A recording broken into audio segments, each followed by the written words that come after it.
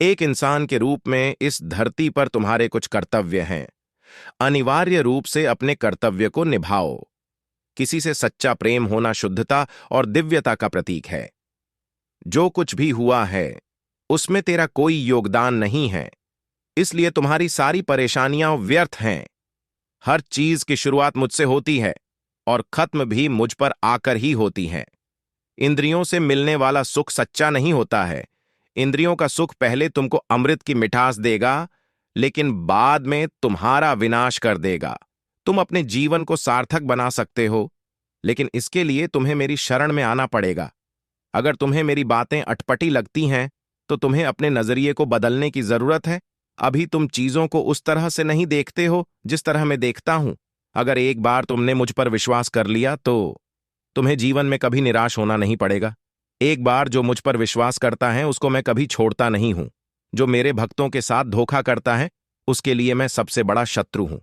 अगर किसी ने मेरे भक्त को एक बार भी धोखा दिया तो जन्मों जन्मों तक मैं उसका उद्धार नहीं करता हूं। इस देवत्व का सर्वोच्च मैं हूं। सब कुछ मुझ पर निर्भर है। अगर तुमने मेरे बारे में जान लिया तो तुम्हारा कल्याण निश्चित है। मैं हर दिल को एक मंदिर की तरह देखता हूं। जो दिल जितना सुंदर होता है वहां मैं उतना ही अधिक ठहरता हूं।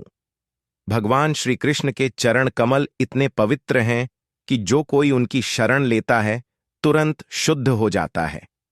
इस दुनिया में तुम प्रेम सभी से करो, लेकिन पूर्ण रूप से विश्वास किसी पर मत करो। अगर तुमको भरोसा करना है तो केवल कृष्ण पर करो। मन बड़ा चंचल है, इसलिए अपने मन को स्थिर रखो। उसको कभी व्यथित मत होने दो।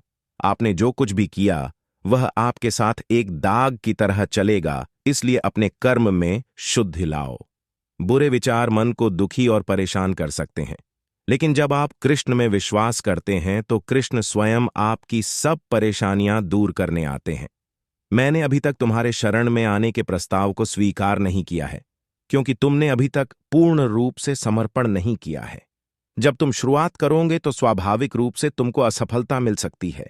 कई बार तुमको गिरना भी पड़ सकता है, लेकिन इसका मतलब यह नहीं होना चाहिए कि तुम उस काम को करना छोड़ दो। एक समय आएगा जब तुम परिपूर्ण हो जाओगे और तुम्हारे सभी काम सफल हो जाएंगे। इस काम में मैं हमेशा तुम्हारे साथ खड़ा रहूंगा। मैं तुम्हारे हर छोटे बड़े कर्म में साथ दूंगा। तुम्हारा जो दिल करे उसको करो, लेकिन नम्रता और सरलता के साथ करना, अहंकार के साथ नहीं। एक उपहार तब शुद्ध होता है जब उसको सच्चे दिल से सही व्यक्ति को सही समय पर दिया जाता है और बदले में कोई दूसरी उम्मीद नहीं करते हैं। कड़े संघर्ष के बाद प्राप्त होने वाला सुख जिसने आपके दुखों का अंत किया है। ऐसे संघर्ष का पहला कदम आपको कड़वे जहर के समान लगता है और अंत में आपको अमृत की प्राप्ति होती है।